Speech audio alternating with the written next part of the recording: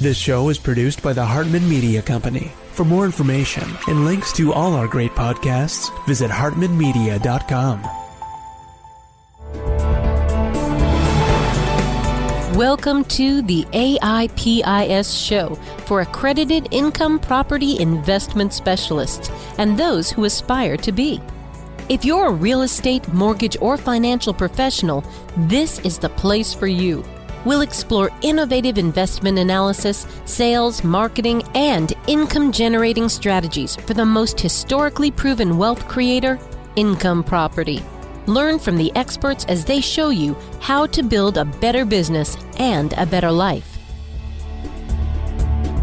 It is my pleasure to welcome a returning guest back to the show, and that is none other than Rick Sharga. He's with Adam Data Solutions. They are a leading provider of data to the real estate industry, and they've got a lot of stuff to share with us today. Rick has some good visual aids if you're watching this on video.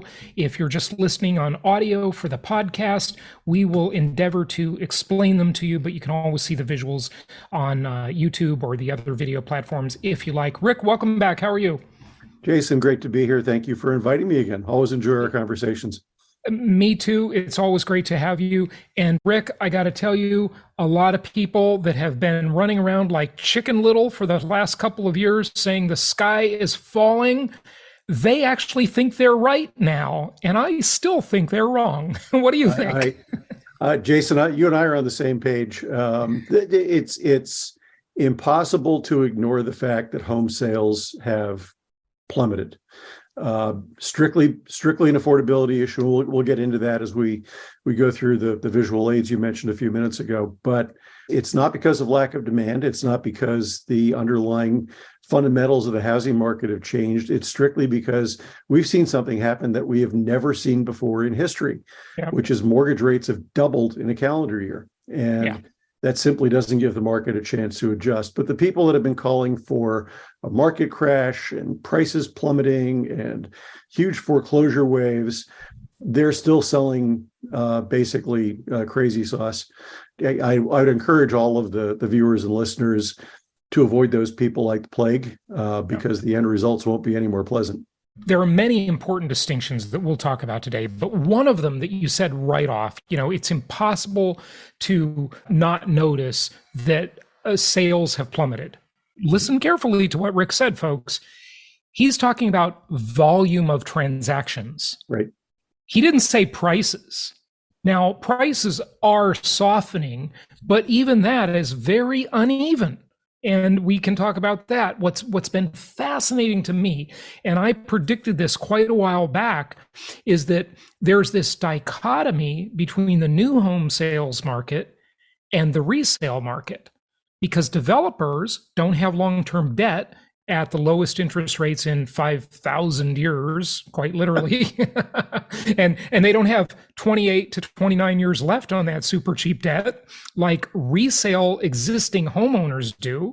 And so they're motivated. And the builders, you do see the new home prices. I'll put it this way, there's a lot more motivation on the builder side. You're hitting on something that, and to your credit, you're one of the few people I've talked to in the last 6 months who gets that. But you're talking about something I've been out talking about for a while right now. The new home market is much more sensitive to these kind of price swings and interest rate swings than the existing home market. If you're a current homeowner sitting on a 2.5%, 3% mortgage, you're not terribly anxious to list that property, buy something more expensive, and in a declining market, by the way, or a flat market from a pricing perspective, and then take on a new mortgage at 6.5% or 7%. And Rick, before you go on, if I just may interject, that person, that avatar that you just mentioned, that homeowner with the 2.5% or 3% mortgage that's not anxious to sell their home and take on a 6% mortgage, right? That's 25% of the country. That's actually 25%. It's actually bigger. Oh, it is. Go ahead. If you look at existing mortgage holders, so it's, forget about the people that own their home outright. But if you look at current mortgages, about between 60 and 70% of them have an interest rate of 4% or lower. That I know. 65% is 4% or lower. Yep. I was doing 3% or lower Right. is 25%. Okay. Yep. So we're both on the same page there. Yep. And then of course the free and clear homes are 40% of the market. Yep. So Yep. like, you gotta show me a distressed homeowner. Yeah, the only people who are going to sell right now are people who have to sell, and there'll be two categories. There'll be people who are in distress, and by the way, our data shows that 93% of homeowners in foreclosure have positive equity in their homes, which most people wouldn't believe, but it's true. Or they're going to be people whose personal or family situation has changed significantly enough that they're going to have to venture out into this market, even though it's not optimal from a seller's perspective. So that's going to keep existing home sales inventory relatively low. Builders, to your point, if you're Toll Brothers or Pulte or some other home builder, you have 3-4 properties at the end of a development that are sitting there vacant. You haven't You're sold going to cut deals. Yeah, because they're costing you money every month. And it's a very different mindset, very different scenario. The other thing I'd point out, and I'm not sure how you feel about this, but I do believe we're going to see new home sale prices come down, but I don't think it's because today's $500,000 house is going to sell for $350,000. I think the builders are going to adjust and build less expensive properties to begin with because they've seen the market conditions shift. So it's not like you're going to be getting a great deal on a big new home that should have been more expensive. You're going to be getting a market price deal on a smaller or less expensive home because the builders know that you can't afford that more expensive property.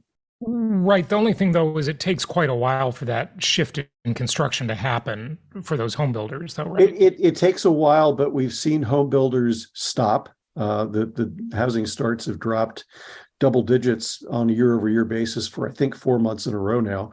Yeah. And so when we see them restart, I think they'll restart at basically smaller, less expensive properties. Totally agree with you. Okay, well, let's dive into some of the specifics, the data. You've got some phenomenal charts and graphs I want to look at. So please share them. Feel free to share your screen, and let's take a deep dive. Yeah, Jason, we're going to start with taking a look at the U.S. economy, because that really is the underpinning for everything that we're going to see going forward in the housing market. And you should be seeing a screen that talks about the GDP now. Yep. So there's been a lot of questions about whether or not we've been in a recession. I'm in the camp that says that even though we saw 2 consecutive negative quarters of GDP growth, gross domestic product growth for anybody who's curious, and that technically is the definition of a recession, I don't believe we were in one. The negative growth was really just at the margins. A lot of that was caused by some of the ongoing disruption from COVID and by a reduction, candidly, in government spending. And we came out of that in the third quarter with almost 3% year-over-year growth in terms of the GDP. We're anticipating a positive fourth quarter, although just barely positive. But the bottom line here is, if you're looking at gross domestic product, which is what most economists look at as sort of the bellwether stat when it comes to whether we're in a recession, whether we're growing or declining, the numbers actually are pretty good right now relative to where they were a couple of quarters. And again, not really looking like we were in a recession because all the other aspects of the economy were doing very well. One of those is employment. And Jason, this is the most remarkable unemployment to full employment recovery we've seen in history. Yeah. We peaked at about 14% unemployment. We lost 22 million jobs overnight. Wow. When the government shutdown happened.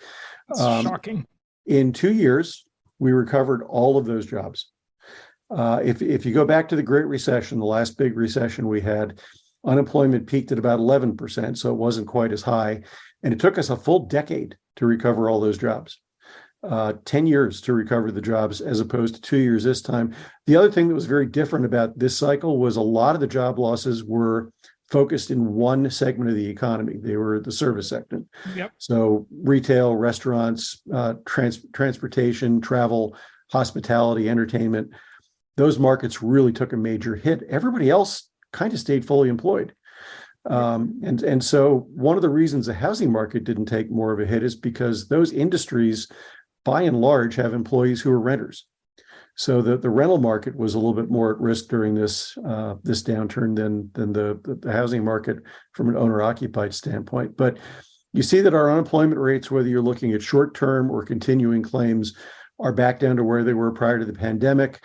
I think the most recent report, we were at something like 3.7% unemployment.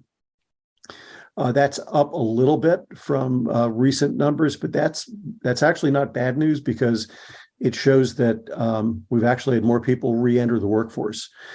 So that made the numbers tick up a little bit. So even what looks like it might be negative actually is positive. And in fact, there's still about 10 million open jobs and about 6 million people looking for work.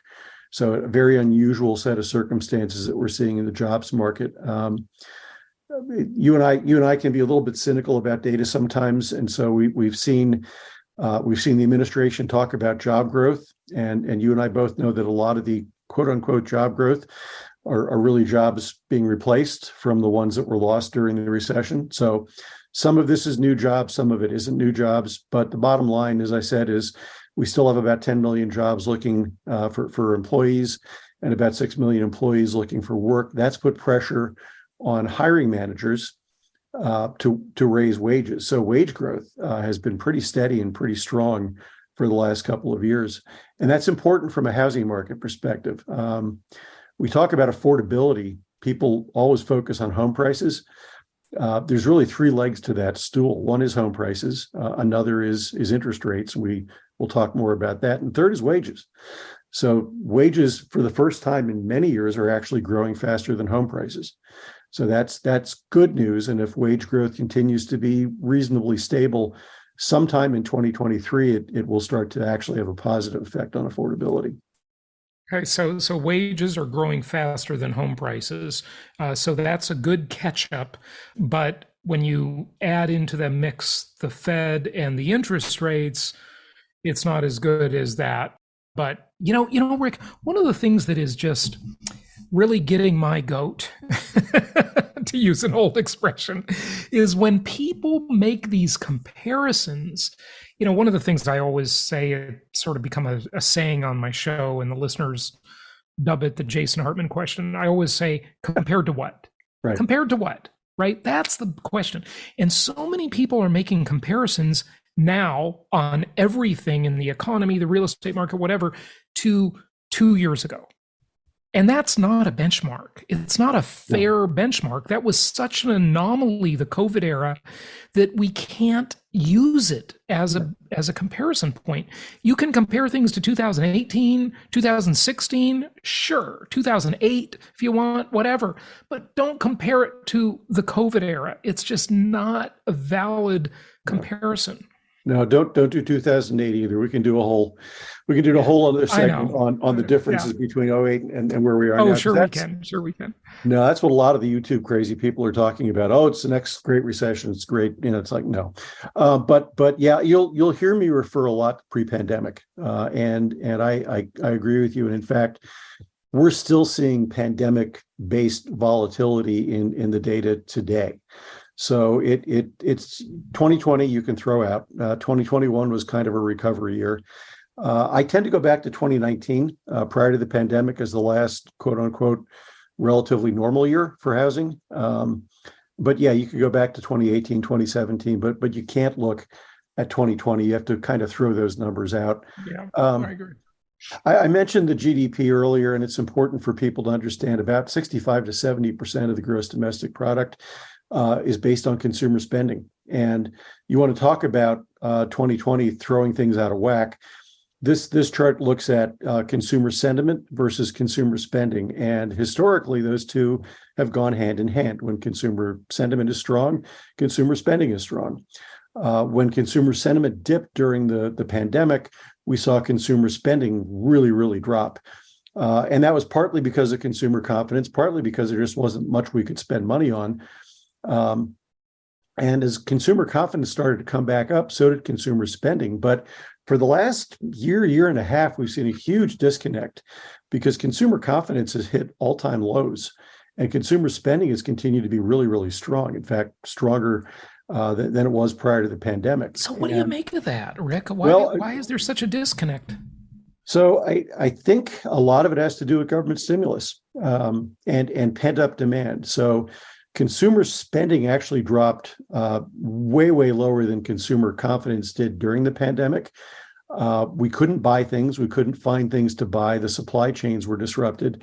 So I think there's been a lot of pent up demand, people buying things they couldn't find a couple of years ago. And the government candidly overstimulated the economy. An economist friend of mine has a great phrase for it. He said the government took a $3 trillion hole and stuffed $15 trillion into it. So consumers... Say that again. Say that again. The government took a $3 trillion hole and stuffed $15 trillion into it. That's a good one. So basically their overreaction was 5x. They 5x overreacted. And I just remember hearing Jerome Powell over and over, like, we're going to do whatever we have to. We're not worried about inflation, yada, yada. I mean, he was so accommodative. I couldn't believe it. I mean, in the darkest days, I felt like, okay, I'm glad we have Powell. But after we were coming out of it and he just kept using the word transitory, I thought, this guy is smoking crack. He's just wrong. Yeah. Well, they've ignored the fact that during the pandemic, they increased the monetary supply by 50%. When you have 50% more money floating around, you're going to have inflation.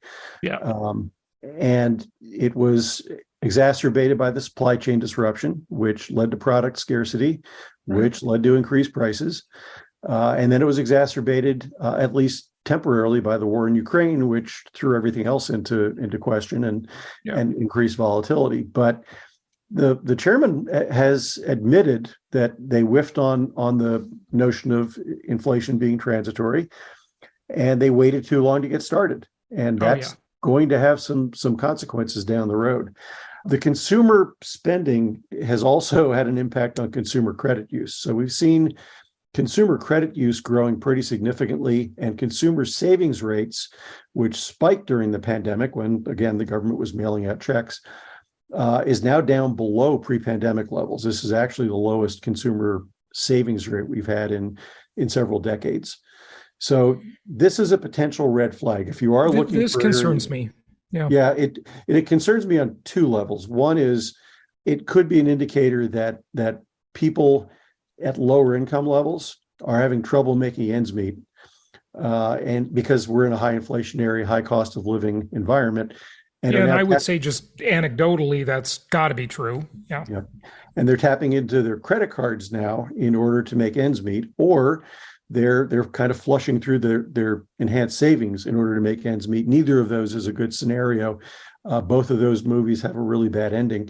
The one thing that is a saving grace so far is while credit use has gone up, we haven't seen credit delinquencies grow yet. But that is something to watch. And then the second part of this that worries me a little bit is there's a group of borrowers out there who bought a house at the market peak with low down payment loans, FHA loans, VA loans, whatever, who are now tapping into credit or depleting their savings. That means they're one unexpected expense away from maybe missing that first mortgage payment and getting into a bad cycle. So it is something to watch.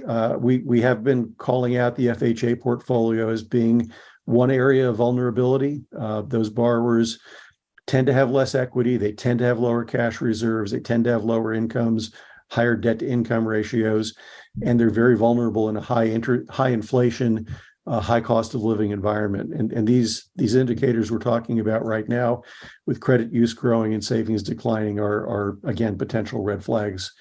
Yeah, they are. Rick, I'm glad you brought this up because, like you, I think we are in pretty good agreement, even though I haven't talked to you since the last time you were on the show, which was a couple years ago, for sure. But I think we're pretty much in lockstep on our agreement on the housing market. There's not going to be a big crash like everybody's hoping for, or, these clickbait sensationalists are.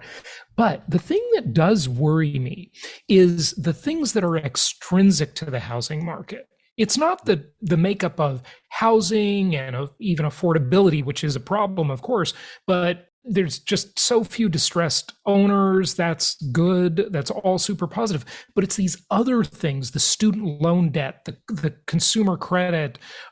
I'm hearing and seeing a lot about the auto industry and the risk of defaults on automobiles.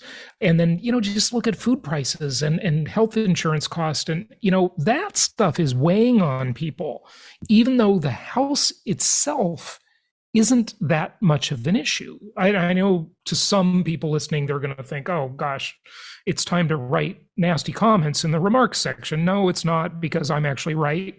And so's Rick. But go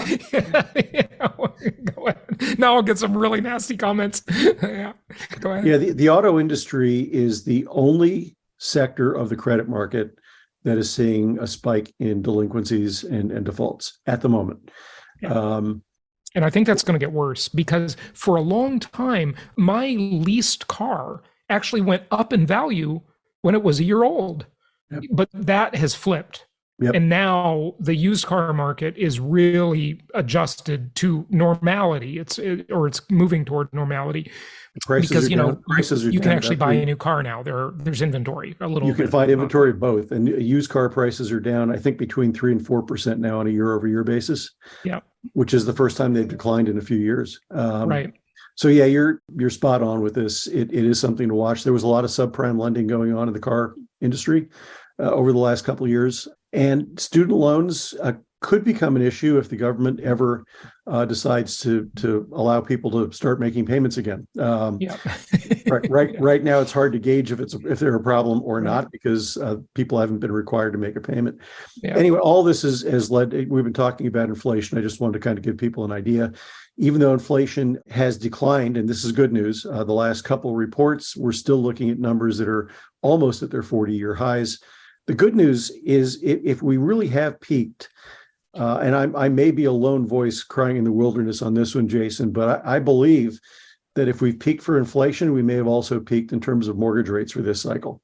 So those slightly above 7% rates that we saw not too long ago, I'm hopeful that we don't go beyond them, because it does feel like we have inflation moving in the right direction. The Fed has had some dovish language lately that says if the numbers continue to improve, they can stop being as aggressive as they have been. Yeah. So all of this is trending, but it's still hard on households because these numbers are very high. I wanted to share this with you, and I hope people can see the far right-hand column of this chart. The Fed has taken historically aggressive action, unprecedented aggressive. And I wanted to show the last time they raised Fed funds rates compared to this time. And you can see back in 2016, they started to raise Fed funds rates in order to get inflation under control. And this is typically how they've done it over the years. It's been step by step by step by step, where they raised things up to where they needed to get them, and then they got inflation under control and they would drop. The 2020 drop was, again, unusual, and that was done because of COVID. You mentioned we really can't look at 2020 as a normal year, but look at how quickly they've raised rates this cycle. We've never seen we rarely seen 75 basis point increases in the Fed funds rate. We've certainly never seen them several months in a row. And even what we just kind of looked at in December as a 50 basis point or a half a point increase in the Fed funds rate, normally we would have looked at as pretty aggressive, and everybody actually sighed in relief.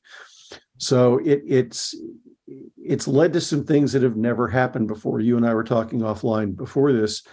According to Freddie Mac, we've never seen mortgage rates double in a calendar year before. So the Fed actions have been unprecedented. They did this because they admitted they whiffed on inflation. They waited too long to get started, so they've had to be aggressive in order to try and slow down the train. And it's had two impacts on the market that I wanted to share with your viewers, because they're what leads me to believe a recession is much more likely than not, based on how things have worked historically. One is, and this might be a little inside baseball for people, so I apologize, but there's something called a yield curve inversion, and economists follow the yields on 10-year U.S. Treasury bonds and 2-year U.S. Treasury bonds. And typically, the interest rates, the yields on a 10-year bond are higher than a 2-year bond, because there's more risk involved the longer the investment period. When you have periods with this kind of volatility and the market believes you're in for a downturn, those yield spreads reverse, they invert. And so the yields on a 2-year become lower than the yields on a 10-year. We've been in one of those markets now for several months. It's actually a pretty significant inversion. And the last 7 times this has happened, we've had a recession.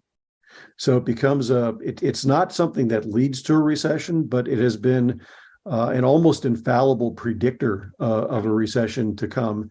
And we're in one of those periods right now. The other thing, and you and I were talking about this as well, and this is from the chief economist at Fannie Mae. It's public record data, so I'm not sharing anything proprietary here. But if you look at the last 11 times that the Federal Reserve has raised the Fed funds rate to get inflation under control, 8 of those times they've had to overcorrect and they've steered us into a recession. The thing all 8 of those had in common was they waited too long. Inflation got too high or too sticky, and they had to get overly aggressive with the Fed funds rates, and a recession followed. And those are the same criteria we're looking at in spades this time, Jason. So and listeners and viewers, I just want to remind everybody that one of the initial pitches as to why we need a Federal Reserve is to smooth out the economy. That's what they told us a little over 100 years ago. We got to smooth out the economy. We have too many cycles. And look at the chart. The complete opposite is true. Yeah, I mean, to be fair, the Fed has a brutally difficult job. They have 2 main objectives. One is to keep inflation under control, and the other is to keep full employment. And in our economy, as things ramp up, you tend to run the risk of inflation pretty regularly. But these 2 historic trends, Jason, really do lead me to believe that a recession is much more likely than not. You live in a cold weather area. I grew up in Pennsylvania, learned to drive. Oh, no. I'm Palm Beach, Florida. It's not cold. Then you're not. But I believe you. But when I woke up to walk the dog this morning, it felt great. It was a brisk 61 degrees. Well, for your viewers who are used to or learn to drive in snow and ice like I did in Pennsylvania, you'll learn that there's a better way and a worse way to try and stop on a slick road. And the better way is you tap on the brakes gently and quickly, and you come to a controlled stop and pull off the side of the road. The less good way is you slam on the brakes and skid into a ditch. Yeah. And unfortunately, the Fed waited too long this time to use the gentle and rapid decrease move. And so now I don't think it's a question of whether or not we skid into a ditch and hit a recession. It's a question of how deep the ditch is and how long it takes us to get out. I think that was an excellent metaphor, Rick. That was very good. Like a lot of the economists I talk to, I am of the belief that because all the other economic stuff we talked about is still pretty strong, and we wouldn't normally be talking about a recession. I tend to think this is going to be a fairly short, fairly mild recession, but nonetheless, a recession. We'll see unemployment go up a little bit. We'll see the economy slow down a little bit, but hopefully, it won't be a terribly taxing recession. Yeah, I agree. Okay, housing market. Now we talked about the broader economy. Now let's drill down on the housing market specifically. Yeah, and you and I were talking about this as well. So we've come up from historically low interest rates to double where they were a year ago. Still near a 20-year high. If you look back over the last 25 years, we're actually in the range of what the average mortgage rate was. But I saw a great post on social media not too long ago. It was somebody yelling at baby boomers basically and said, yeah, I get that you bought your $75,000 house with an 18% mortgage. Please leave me alone. And we have a whole generation of home buyers who's grown up in a low interest rate environment. This has got to be a shock for them. And it's caused sticker shock. When your mortgage rates double, what the effect has been is if you're looking to buy the same house today you would have bought a year ago, your monthly payment is anywhere from 45 to 60% higher. And I don't know about you or your listeners, but I didn't get my 45% raise this year. So it's a tough market for people to be dealing with. But again, that's the wrong comparison because that was the era of anomaly It's not a benchmark. If anybody thought that was reality, they are just totally spoiled. Okay, that's not reality. Yeah. And it feels like the inflection point is somewhere in the 5-ish% mortgage rates. And that's kind of what at least I'm banking on for next year is let's assume mortgage rates have peaked for this cycle and the Fed can stop being quite so aggressive. That will give the financial markets a chance to kind of stabilize and mortgage rates to gradually go down over the course of 2023 to where we get down into the fives. If that's the case, and if home prices, as we'll see in a moment, appear to be plateauing and wage growth continues to be strong, I can give you a scenario where the market feels a whole lot more affordable toward the second half of next year than it's feeling in the second half of this year.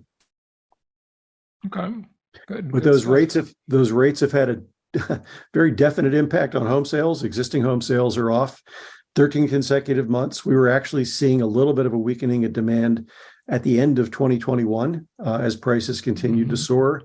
And we've rarely seen a cycle like we've seen in 2022, where every month home sales have been lower than the month before. We completely wiped out the normal seasonality in the spring and summer months where home sales go up. And that you can tie directly into the increased costs due to mortgage rates. New home sales, and you and I were talking a little bit about this. They're a little bit more volatile, a little bit more sensitive. And when we've seen interest rates tick down a little bit, we've seen a spike in new home purchases. But still, we haven't had a single month. We've had only 1 month this year where new home sales exceeded the prior year. And year to date, we're down about 14%. So the likelihood, Jason, is we end this year overall down somewhere between 15 and 20% from 2021 numbers. In terms of sales volume. And you keep making a good point. 2021 was also not a normal year. 2021 was a very strong year in terms of the volume of home sales. So we're going to be down. We're going to be down a little bit from 2019, which is the last pre-pandemic year, but still, trending in not a particularly favorable direction. Just want to point out again, everybody, Rick is talking about sales volume. Not sales prices. Yep, and we will talk about prices. One of the things we've been fighting is lack of inventory. That's true in both the existing home market and the new home market. Builder sentiment, which is the blue line here, it's a survey that's done among new home builders, has dropped almost as far down as it was at the worst of the pandemic. It's not quite approaching Great Recession pessimism, but it's pretty weak. And the dotted line on this chart is single family home starts. And after starting the year pretty strong, they've been dropping in double digits for the last 4 months. So the builders got the memo this time. They saw that people were slowing down with their purchasing. And so they slowed down on the housing starts. So that will keep new home inventory from getting terribly robust next year. And again, for those who are silly enough to try and compare this to the 2008 Great Recession, there is one of your ingredients that shows that, we're coming into this economic era with a shortage of housing. Yes. Okay. Back then, they came in with an oversupply of housing. So it's just a completely different thing. People keep forgetting that, Jason. I'm glad you brought that up. Even though we've seen inventory appear to get a little better lately, and that's not because of new listings. That's because it's simply taking a little longer for properties that are listed to sell. We're looking at about a 3-month inventory. In a normal, healthy market, you're looking at about a 6-month supply. Leading into the Great Recession in 2008, we peaked at about a 13-month supply of homes for sale, which is twice as much as the market can usually absorb. And at precisely that point in time, we had about 15 million really bad adjustable rate loans resetting. Yeah. And resetting at rates that the owners simply couldn't afford to pay. So they all had to sell their homes into an oversaturated market. It was a perfect storm. Right. We're looking at very little new supply. In fact, new listings are 28% lower than they were a year ago. And this is from Altos Research, and they track this every week. So very little in the way of supply. That's one of the reasons that I agree with you, Jason. We're not expecting home prices to plummet, because there's simply not enough inventory on the market to encourage people to lower the price of their homes. And we have very few people who feel like they have to sell. So inventory outlook is that maybe by the end of year 2023, based on current rate of sales, we might get back to prior cycles worth of inventory, but we're not going to be back at that 6-month supply anytime soon. This is probably interesting too. We saw a couple of years in a row where list price reductions on properties were lower than normal, and that was because we had limited supply, we had strong demand. It was accelerated by those historically low mortgage rates, which, as you mentioned, were kind of an historical aberration.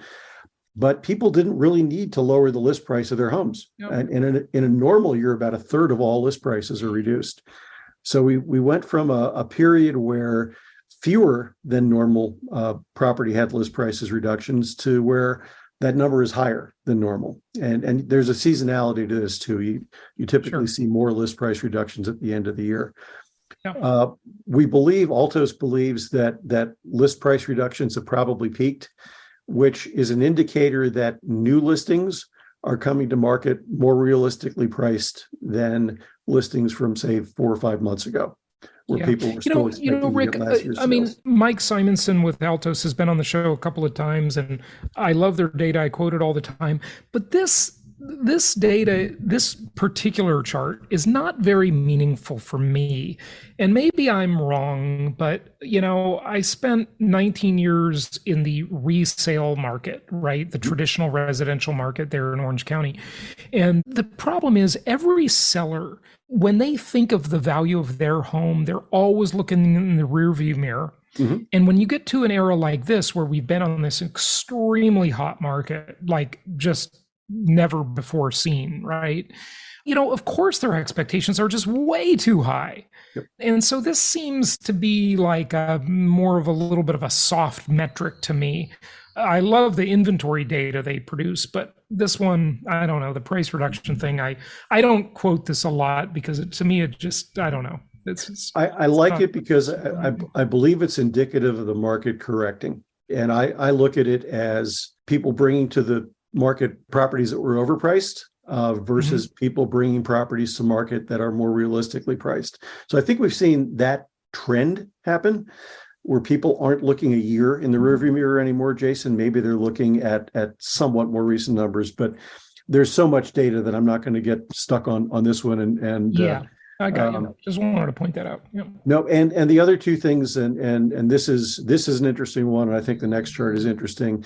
We are seeing a weakening in demand, and that's indicative of what we're seeing in pending sales, which typically show you what we're going to see in closed sales over the next couple of months, and we're seeing again fewer pending sales, and that's been a month-over-month decline for quite some time now. And we're also seeing it in the number of purchase loan applications. And this is from the Mortgage Bankers Association. This is a little bit of an eye chart. But if you follow the yellow line, we actually started the year stronger than most prior years. And by the end of this year, we're down 41% compared to where we were a year ago, but are also significantly below where we were even going back to 2019. So folks, listen, if you want to give to charity, the Starving Mortgage Brokers Association could use it because, they made so much money in the refinance business. Literally the whole country refinanced maybe a couple of times in the past couple of years.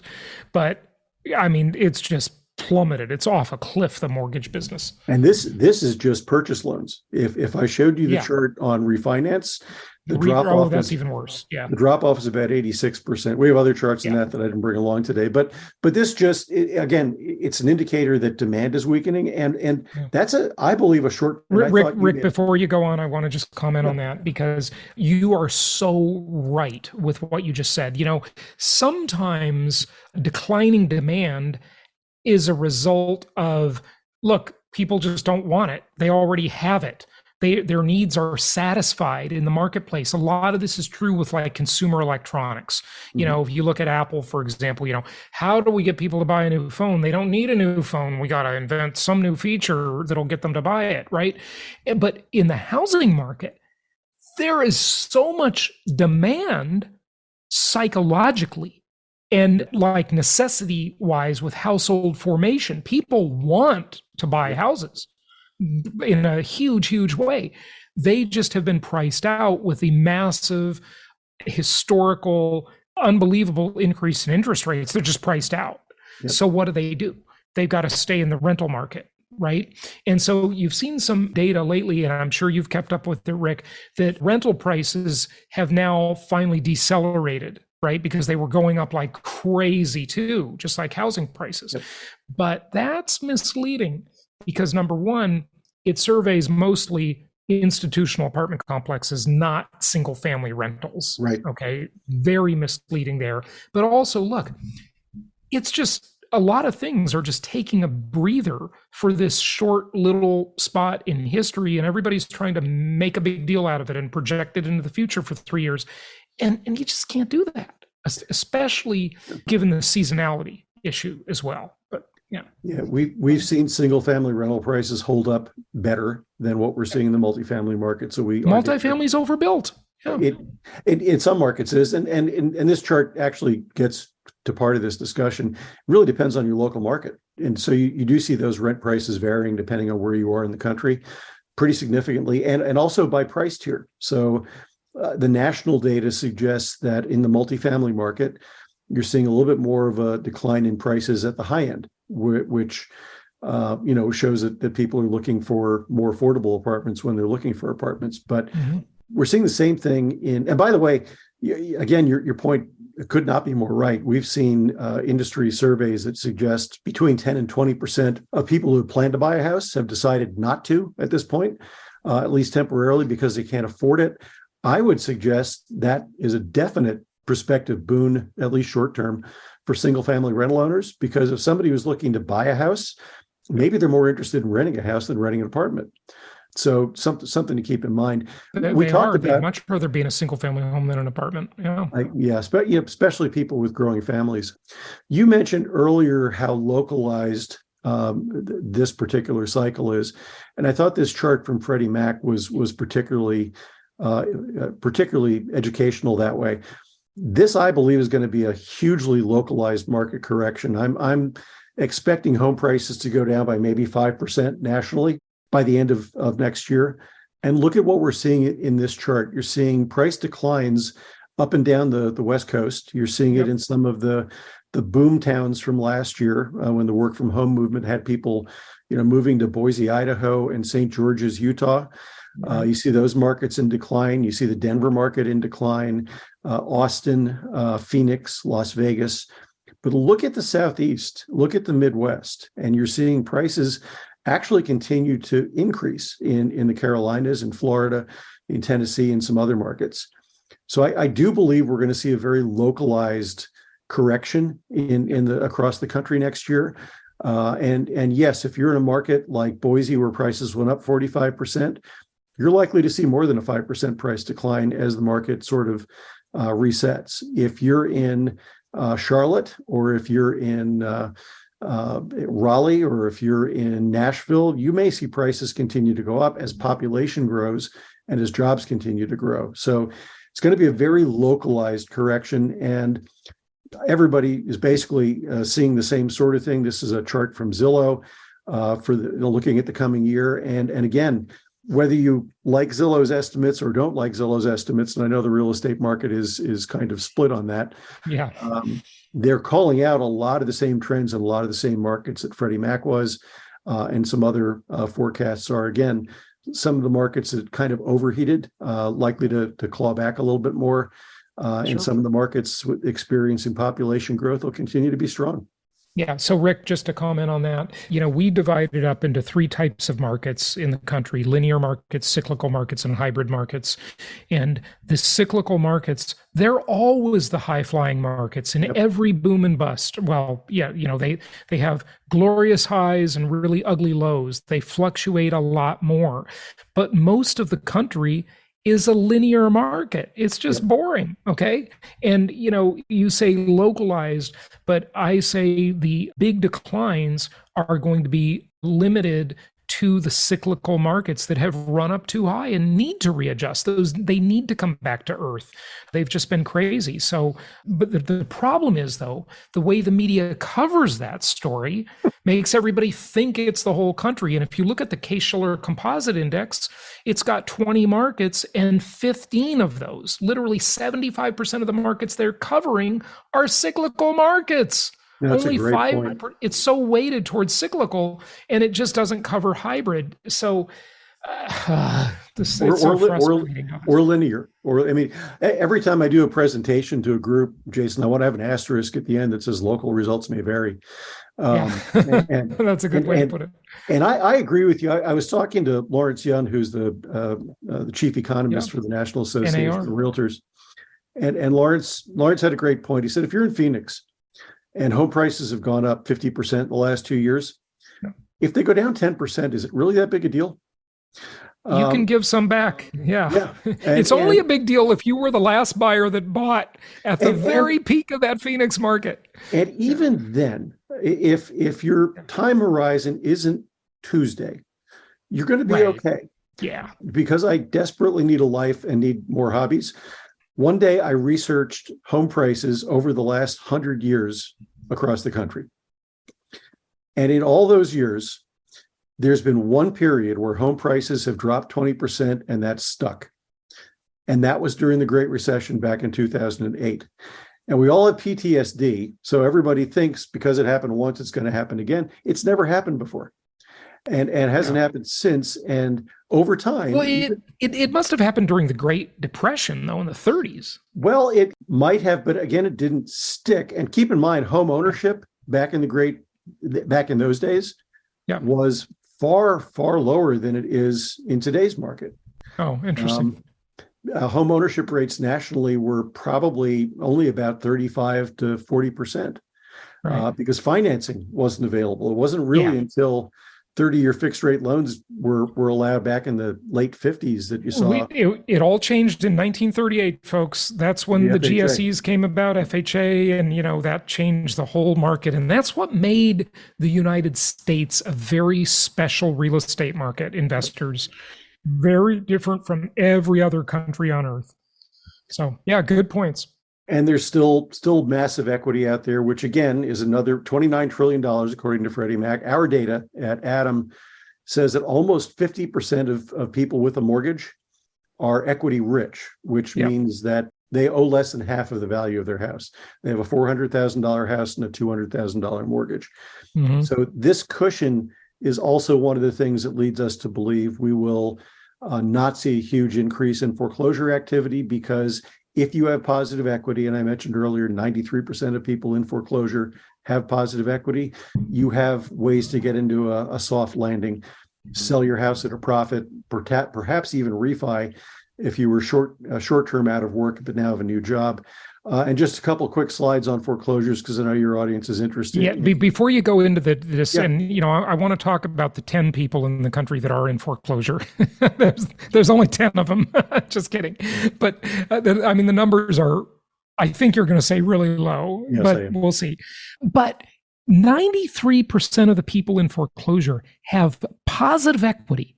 Yes. They're not underwater. Is that what you said? Yes. The foreclosure process takes time, folks. So a notice of default was filed. That's what you're calling in foreclosure, right? That means they've defaulted. But still, there are many months, and in some places years, before it's actually going to turn into a change of ownership.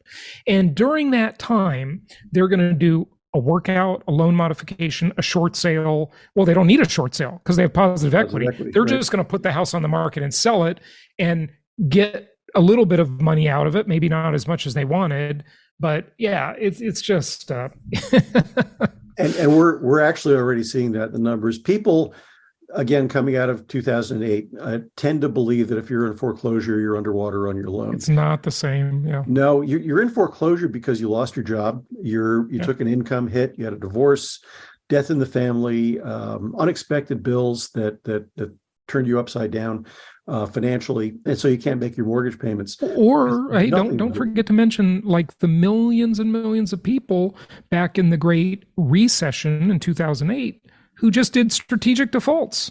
They had money. They could have paid their mortgages. They just chose not to. We're not seeing much of that this time. Fair enough. I think we did last time because so many people were underwater. Right. If suddenly you found yourself 30% upside down on a loan, you did ask yourself. You're like, yeah, I'll walk away. Yeah. But let me put this in context for you, Jason, because I think this is an important point. Our data shows that about 6% of homeowners nationally are underwater on their loans. There's 0.5% of homeowners who are in foreclosure. So that means that the overwhelming majority of borrowers who are underwater on their loans are still making their mortgage payments on time. And I believe in many cases they're doing that because A, they can see a light at the end of the tunnel and they're almost neutral or almost going to be able to be right side. Or B, it's cheaper for them to keep making that mortgage payment than it would be for them to go try and rent something. So it's actually, kind of a strategic non-default decision, if you will. That's an interesting point. Yeah. I think you're right. To your point, the predictor of foreclosures is mortgage delinquencies. And according to the mortgage bankers, we're actually below pre-pandemic levels of delinquency rates. There was a big fear when the pandemic hit and the government put a forbearance program in place that everybody who took up the government on that forbearance, being able to stop making mortgage payments for a period of time, which wound up being almost 2 years for a lot of people, those people were going to go into foreclosure. And 8.3 million borrowers took advantage of that program. There's about 300,000 left. It wouldn't be that high, except some people who were affected by the hurricane in Florida opted to get into that program temporarily. But of the 8.3 million people, less than 0.5% have defaulted on their loan after going through that program. It's just been one of the most remarkably successful programs we've ever seen. So that's why we saw delinquencies spike, because people were in that program. Particularly the green bar you're looking at here, which is 90 days plus delinquencies. But now in a normal year, you look at delinquencies, it's typically about 4% of loans that are delinquent but not in foreclosure. There's another 1% that's in foreclosure. We're down to 3.64% of all loans being delinquent. And if you look at early delinquencies, those 30-day delinquencies, almost the lowest levels the MBA has ever tracked since they started collecting this data back in the 1970s. So the loan quality has just been extraordinary, due in part to the underwriting standards have been obnoxious.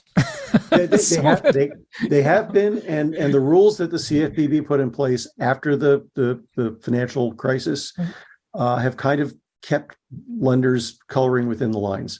Yeah, oh my gosh. I mean, it's like that's an overcorrection. I mean, it's been so hard to get a mortgage that no wonder the loan quality is so good. I mean, it's good and bad. I mean, I think they've overcorrected, like I say, but last time I don't disagree with you a bit. I think there was some overcorrection. But I'm fearful now that you mentioned earlier, mortgage volumes are dropping.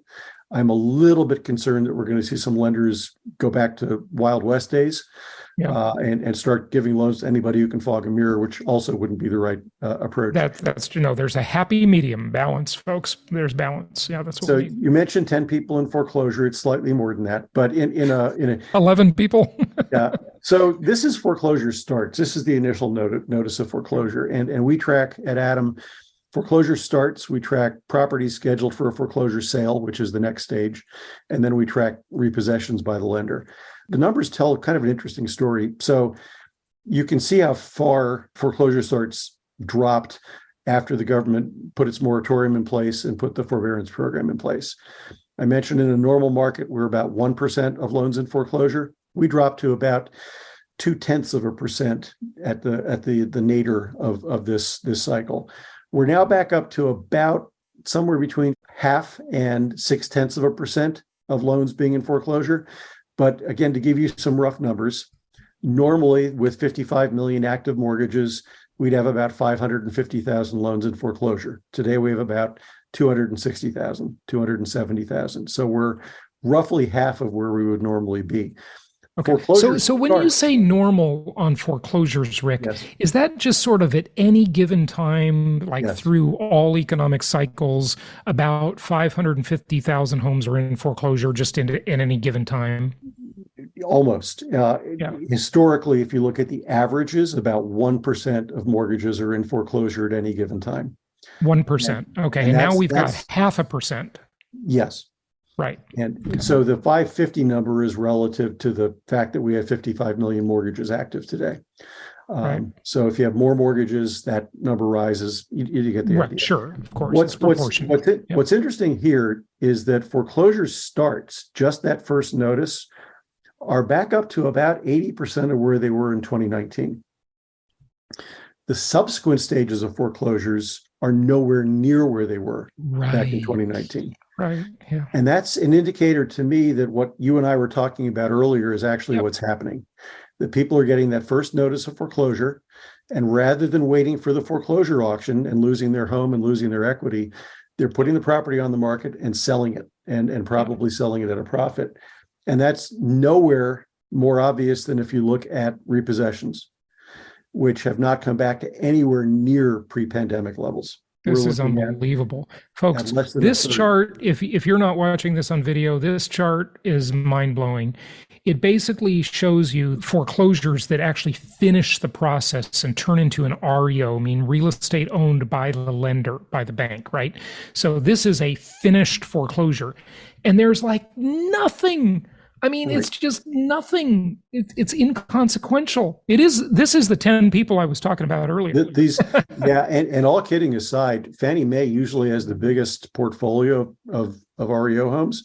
Right. I spoke with somebody there a couple weeks ago, and they have 1,200 across the country. That's it? That's it.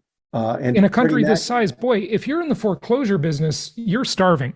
you are. And so here's, for your investor audience, this is probably the most important thing I'm going to say in our conversation today. If you're going to play in the foreclosure space, you need to change your mindset and your approach and do a 180 from where you were in prior cycles.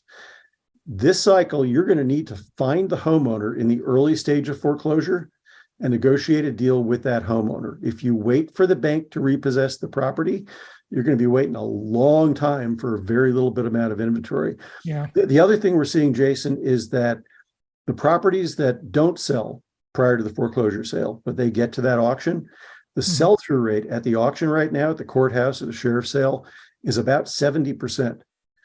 Prior to the pandemic, that was about 30 to 35%. So there's less homes getting to the auction, and a higher percentage of homes getting to auction are selling to third-party investors. So there's just nothing left to go back to the lenders. And so if you're going to be playing in this space, you either need to be at the auction or you need to be working directly with that distressed homeowner earlier in the cycle, or you're not going to be able to find a foreclosure asset. Yeah, so if you're an investor and you make money by getting foreclosure properties, you got to be working the pre-foreclosure market and the NOD market, meaning notice of default, like right when it's filed, you got to be negotiating with that homeowner to try and buy it because they're not getting to the end of the cycle. Hardly any of them get there. Yeah, good. Well, that's bodes really well for the real estate market. All of the stuff you said. Housing Wire likes to call them the crash bros. Yeah, I get a kick out of that. And Logan's been on the show several times. He writes those articles about the crash bros, and the crash bros have just been wrong, and I think they're going to continue to be wrong. So well, you and I were talking about prices earlier, and again, one of the reasons we don't believe there will be a huge drop off in prices is if you have a lot of REO inventory, they typically are sold at discount prices, which becomes one of the comps in your neighborhood and can have an impact on local market pricing. With no inventory out there that's distressed, you're just not seeing that have its impact, taking its toll on prices. So again, very different market cycle than we've been in prior years, and people need to be looking for sources where they can find those homeowners who were in delinquency and distress earlier in the cycle this time, and learn to knock on doors and send out postcards and do that sort of thing. Yeah. All right, Rick, is that it, or do you have anything else to show us? Gosh, if that's not enough, I don't know what is. That's plenty of slides for one day, I think, Jason. That was a very, very good overview. I mean, a lot going on. We love the data you share. There's just so much of it, and we appreciate you coming back on the show. Anything you want to wrap it up with? Of course, give out your website or any resources you want to share with people. Yeah, a couple things. We publish this information for free on the website. No subscription, no anything. It's Atom Data with 2 T's, ATTOM data.com. Go to the Insights section on the website, and you'll see new reports up literally every week. You can follow us on Facebook, Twitter, LinkedIn. You can also follow me on LinkedIn and Twitter if you like. It's just Rick Sharga. I make it easy for everybody to find me. If you want to connect with me on LinkedIn, mention that you heard me with Jason, so that I know you're not some crazy person from China looking to hack my account, because I get a few of those. But the other thing I'd point out, and shameless plug here, Atom does have a product for individual investors called Atom List. And if you're looking to find a list of distressed homeowners in early stages of foreclosures, you can develop a marketing list to self-service product online. So there are other good resources out there as well. But again, I'd encourage your listeners looking for those distressed assets to think upstream this cycle. Don't wait for the banks to repossess, because you're not going to find the inventory you want. Good stuff, Rick. Well, thank you so much for joining us. We always appreciate having you back, and we'll look forward to talking with you in the future. Do it again sometime soon, Jason. Take care. Thank you so much for listening. Please be sure to subscribe so that you don't miss any episodes. Be sure to check out the show's specific website and our general website, hartmanmedia.com, for appropriate disclaimers and terms of service. Remember that guest opinions are their own, and if you require specific legal or tax advice or advice in any other specialized area, please consult an appropriate professional. And we also very much appreciate you reviewing the show. Please go to iTunes or Stitcher Radio or whatever platform you're using and write a review for the show. We would very much appreciate that. And be sure to make it official and subscribe so you do not miss any episodes. We look forward to seeing you on the next episode.